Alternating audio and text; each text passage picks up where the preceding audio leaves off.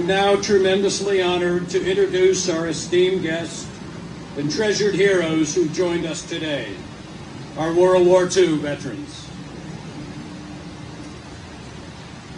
Herman Hayden served as an infantryman in the Army's Indian Head Division and went ashore in France on Omaha Beach on D-Day +1. He was wounded by German machine gun fire on July 27, 1944, outside of St. Lo. He received numerous awards, including the Bronze Star. After the war, he spent 3 decades at the University of Texas building research equipment for various departments and retired.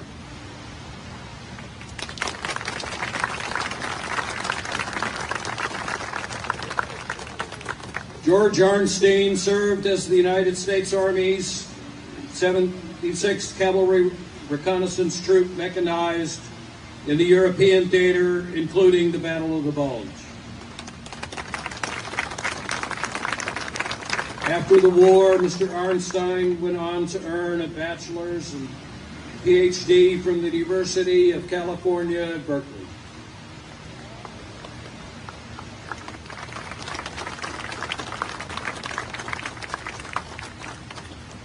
Ralph May joined the United States Army Air Forces when he was just 18.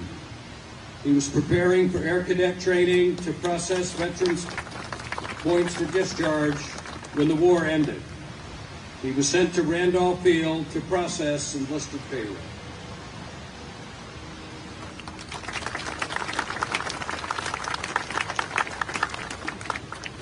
Robert Waddell served in the United States Army in the European Theater of Operations with the American Graves Registration Command. During the Korean War, he was part of a team that rescued Americans who'd been shot down behind enemy lines.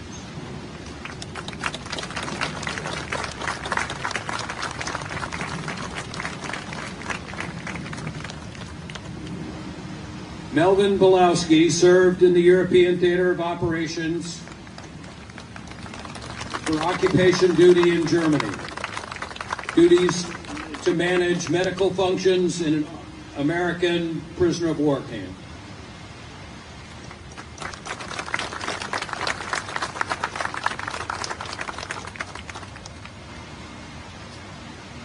Jack Maroney was a 17-year-old at the University of Texas, Austin, when the Japanese bombed Pearl Harbor. He went immediately to the recruiter's office where the line was a few blocks long. Told he was too young and to come back when he was 18, he did, and enlisted in the United States Marine Corps, serving on the USS Enterprise as a 20-millimeter anti-aircraft gunner from 1943 to 1945.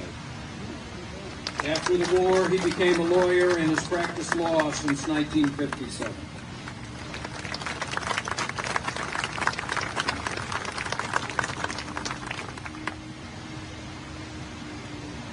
Rose Dern joined the Navy in August of 1942, serving at a telegrapher first class in the Waves. She was a communications supervisor for incoming and outgoing communications with aircraft until she was discharged in December 1945. Mrs. Dern is 101 years young.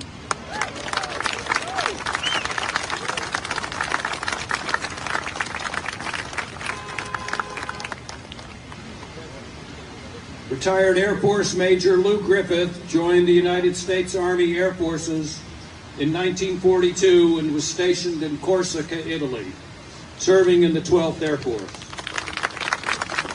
He piloted a B-25 bomber on 42 successful missions over Italy. He served 27 years in the Air Force and was stationed in Saigon as an environmental engineer. Received his bachelor's and master's in engineering at the University of Texas, Austin. Major Griffith turned 99 years young just 3 days ago.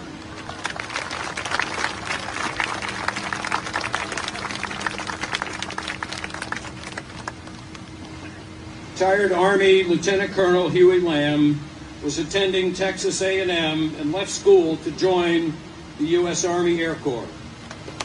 He flew P-47 Thunderbolts and P-51 Mustangs from July 1944 through the end of the war in Europe. He's credited with shooting down one of the first Me-262 German fighters and is an ace with a combined 6 aircraft destroyed in the air and on the ground.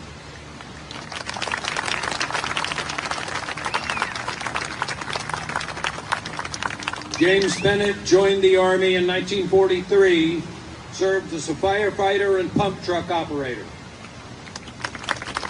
He was in the occupying force in Tokyo, where he helped put out a massive fire. Following his discharge in 1946, James worked as a longshoreman and now lives in beautiful Hutto, Texas, just outside of Austin. Let's give all our veterans one more hand.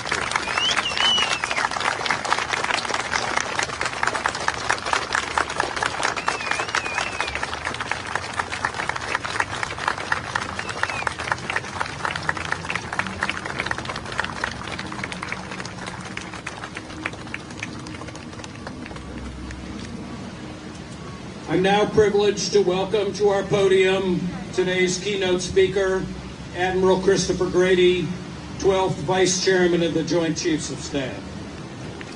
Admiral Chris Grady, a native of Newport, Rhode Island, and graduate of the University of Notre Dame, is the nation's second highest ranking military officer. Prior to becoming Vice Chairman, Admiral Grady served as Commander of the United States Fleet Forces Command, based in Norfolk, Virginia. Admiral Grady is the Navy's old salt, recognizing his extensive knowledge and expertise as a professional mariner and is the longest-serving active-duty surface warfare officer in the United States Navy. Admiral Grady. Thank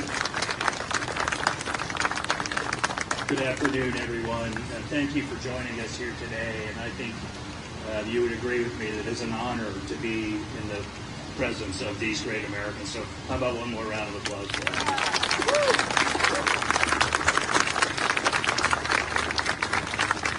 So a special thanks to everyone who helped pull this ceremony together. Jeff, thanks. Great to see you again. Jane, it was a great pleasure to meet you, and thanks for all that you do to make this a wonderful ceremony here with the Friends of the National World War II Memorial. I'm delighted to also welcome to the rostrum Miss Lucinda Leslie, who is the Deputy Maritime Administrator. And how about another round of applause for Mary and that wonderful rendition. Thank you, Mary. But of course, the most important people here are these men and women that you see here, are World War II veterans. This is a storied group that fought around the world in both the Pacific and European theaters. Thank you, all of you, for your incredible courage. Thank you for your sacrifice in the most violent conflict in human history, the Second World War. Today, we observe the 81st anniversary of the Japanese attack on Pearl Harbor. And we are gathered here to recognize a day that defined a generation, and indeed, December 7th, 1941 is a day that changed the course of history. For 2 years, a dark cloud hung over Europe as nations fell and as millions suffered the tyranny of the Nazi war machine. And meanwhile, after the horrors of World War I that saw over 300,000 American casualties, this nation was weary of being drawn into another European conflict. And yet tyranny lurked in the shadows and would soon spread throughout the world. The Empire of Japan was planning a decisive action. They had one goal: to cripple our Pacific Fleet so that America would opt for peace. But this was a terrible miscalculation. the Japanese have failed to account for the most important variable, the indomitable American will and American fighting spirit. Just before 8 a.m., the soldiers, the sailors, the airmen, and the Marines in Oahu were starting their morning routine, enjoying a crisp Hawaiian Sunday morning. 3 waves of Japanese aircraft attacked with bombs and torpedoes, seeking maximum destruction. The United States was unsuspecting, but we did stand and fight. And in this sliver of time, 15 sailors and a Marine exuded the valor that warranted the Congressional Medal of Honor.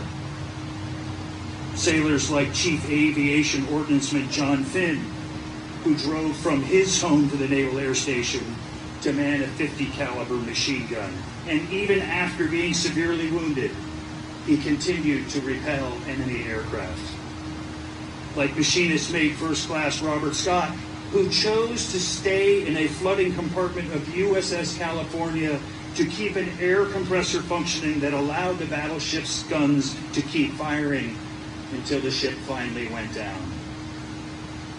And like Gunner Jackson Ferris of the USS California, who repeatedly entered oil-flooded compartments to rescue his unconscious shipmates, even though oil filled his own lungs and he lost consciousness twice. He survived Pearl Harbor, was commissioned, and returned to combat, participating in the bombardment of Japan. In the 90-minute attack, 2,403 Americans perished.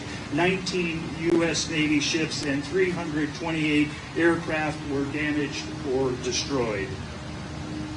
And yet an untold number of Americans did what had to be done to protect their brothers and sisters in arms. This carnage, this death and destruction could not contain the American will, the American fighting spirit. And in that moment, we see Americans, ordinary Americans, display extraordinary character. It is a moment when impossible valor of a few inspired a nation of many. Engraved on the walls here, over here on my right, in white granite from the hills of South Carolina, are the words President Franklin Delano Roosevelt delivered on this famous date. And he said, quote, "No matter how long it may take us to overcome this premeditated invasion, the American people, in their righteous might, will win through to absolute victory." And that is exactly what this nation did. 16 million donned the cloth of our nation to serve on freedom's frontier. And across the home front, this nation unified for a singular mission: to defeat tyranny. For the next 45 months, we fought across 44 campaigns in the cities of Europe and Africa and on the islands of the Pacific. 160,000 of Allied soldiers stormed the beaches of Normandy against a hardened enemy. The mighty 8th Air Force put up 1,500 bomber raids over the skies of Europe. Ike and Bradley and Patton created a stiff defense that repelled Germany's last push at the Battle of the Bulge. And on the northern line, the staunch 99th Infantry, outnumbered 5-1, imposed casualties at a rate of 18-1. Meanwhile, Bull Halsey and Chester Nimitz and Chesty Puller led the fleet into the fight, taking on the Empire of Japan. And so Americans sacrificed their lives in the hedges of Europe and on the coral of the Pacific. They fought on land thousands of miles from their homes and birthplaces, and they fought justly for humanity in the conduct of great power war. This memorial here tells the story of the greatest generation that stood tall in the face of oppression. And we are here to honor those that sacrificed so much. And of course, the price of freedom is always high, and it is always paid in blood. On the walls here are an array of 4,048 gold stars, each signifying the final military sacrifice of 100 of our very best. It is proof that freedom is worth dying for. It is proof that no matter the cost, brave men and women will answer this nation's call. Thus, this generation committed their lives to ensure that the Constitution could be passed down to our generation. It is the same reason why I serve, why 5 generations of my family have served and continue to serve, and it is the reason why those here in the front have sacrificed so much. And it is why, no matter the cost, the anchors of freedom will always hold fast against the tides of aggression. It is the very essence of the American fighting spirit, of what it means to be American. And nothing will ever change that. Thank you, and may God bless the United States of America.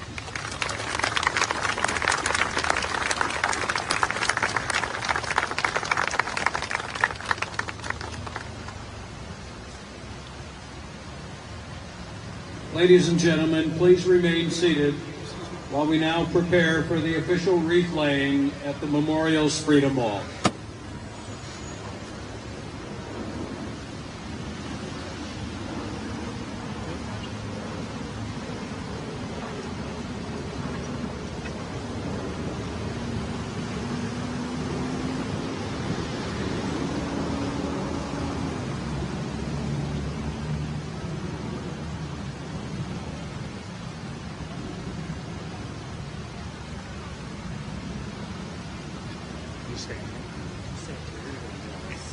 Just let it roll, keep it rolling.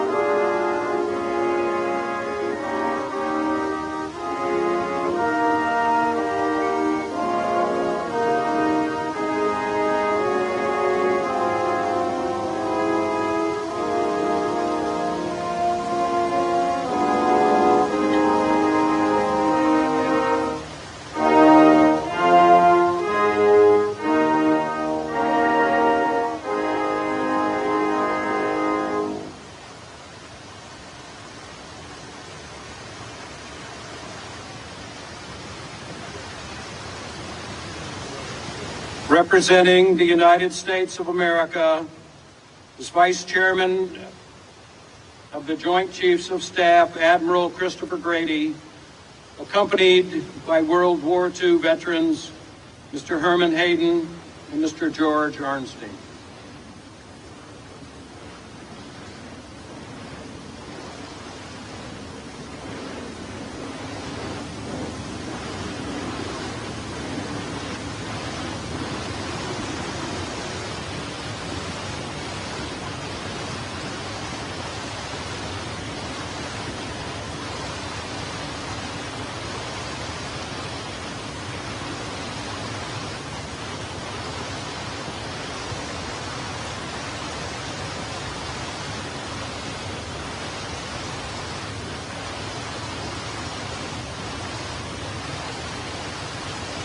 Representing the National Park Service is Superintendent of the National Mall and Memorial Parks, Mr. Jeffrey Reinbold.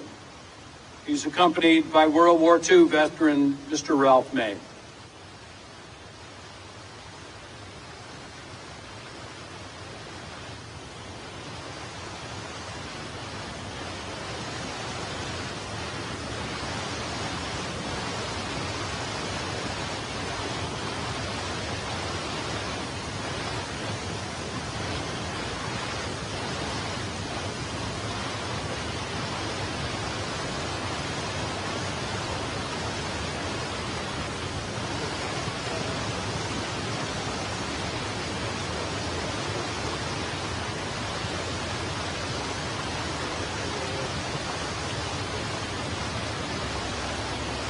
Representing Friends of the National World War II Memorial is Chair Mrs. Jane Dropa, accompanied by World War II veteran Mr. Robert Waddell.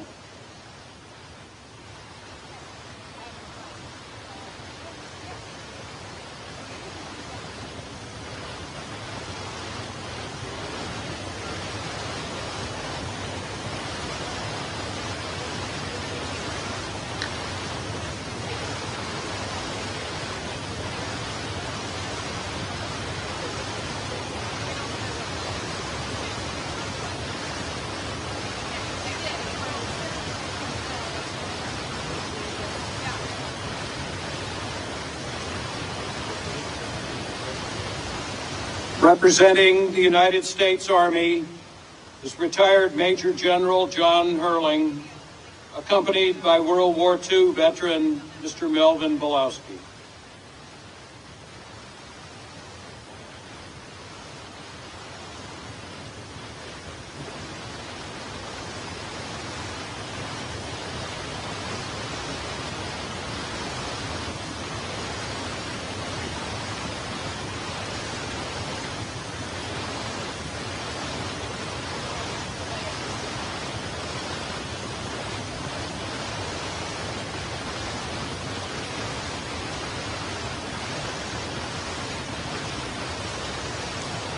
Representing the United States Marine Corps is World War II veteran Mr. Jack Maroney and singer-actress Mary Milben.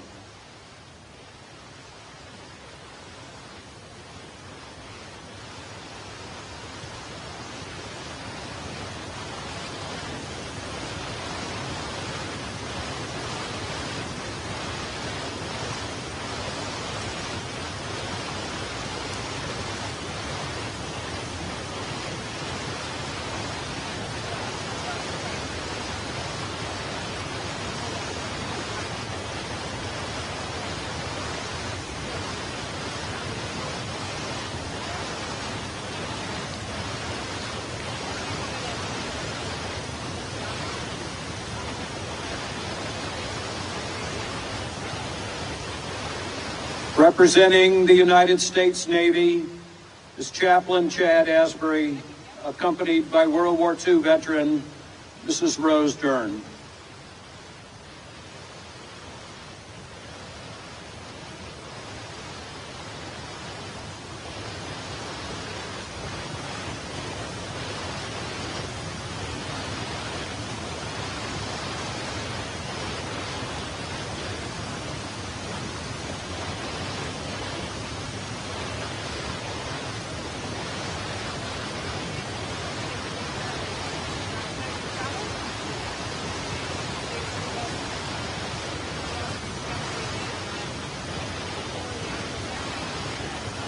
Representing the United States Air Force is World War II veteran Mr. Lou Griffith.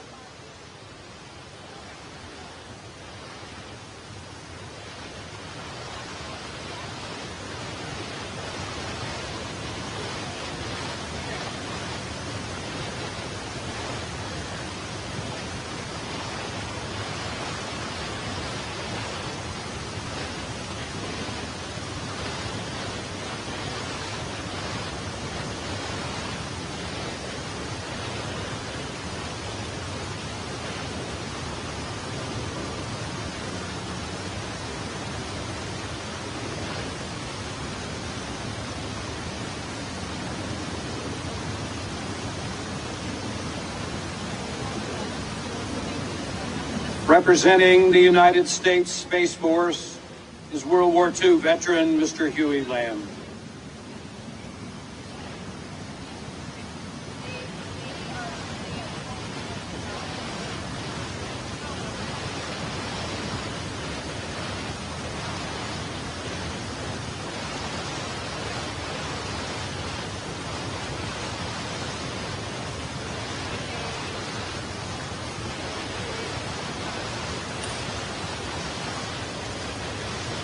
Representing the United States Coast Guard is World War II veteran Mr. James Bennett.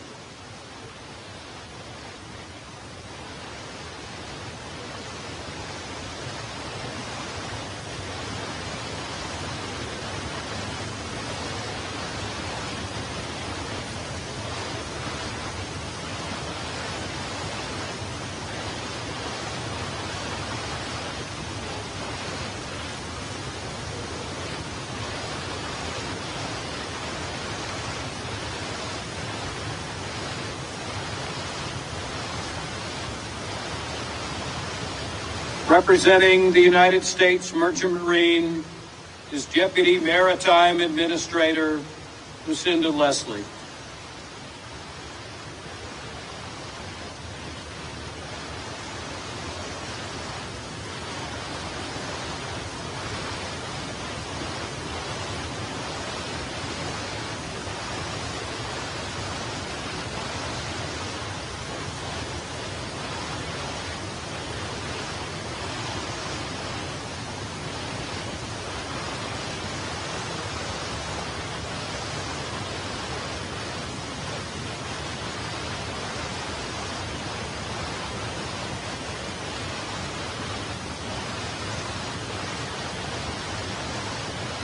Please rise for the playing of taps.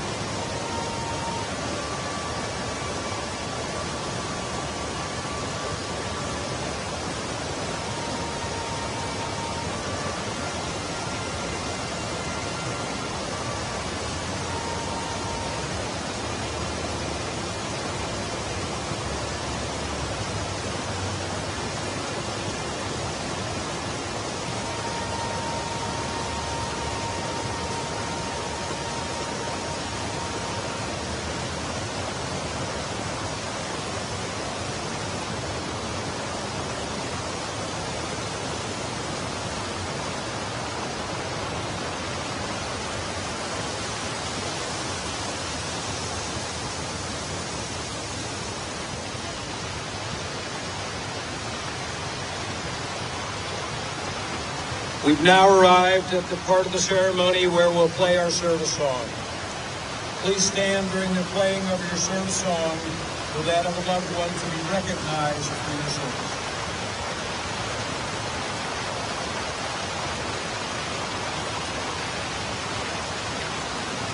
United States Maritime Administration.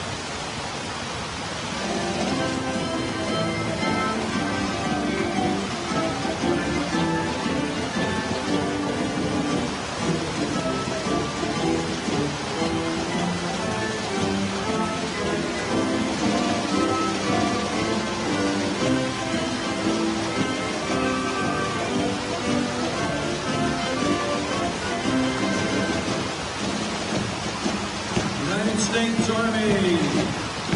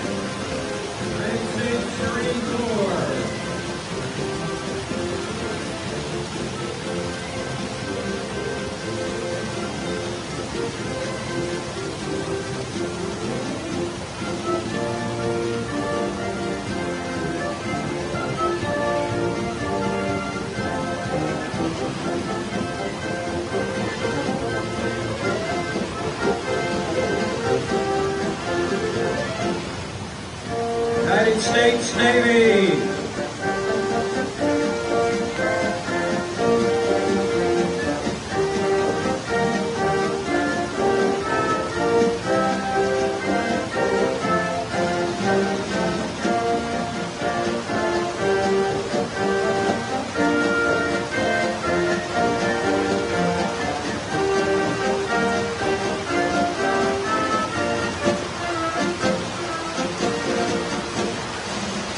States Air Force.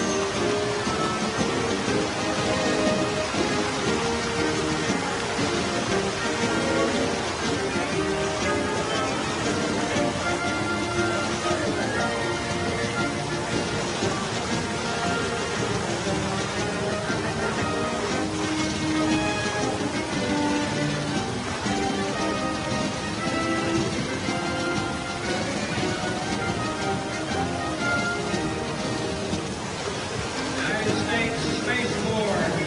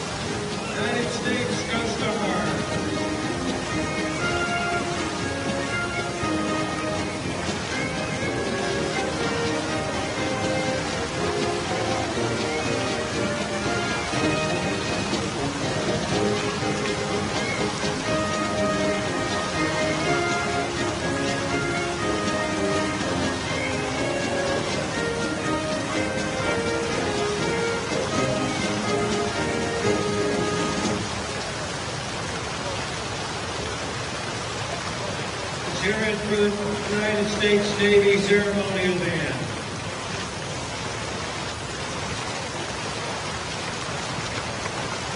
This concludes today's ceremony. Thank you very much for joining us today. Special thank you to the National Park Service Rangers, our fabulous volunteers in yellow for their amazing support of veterans today and every day for World War II.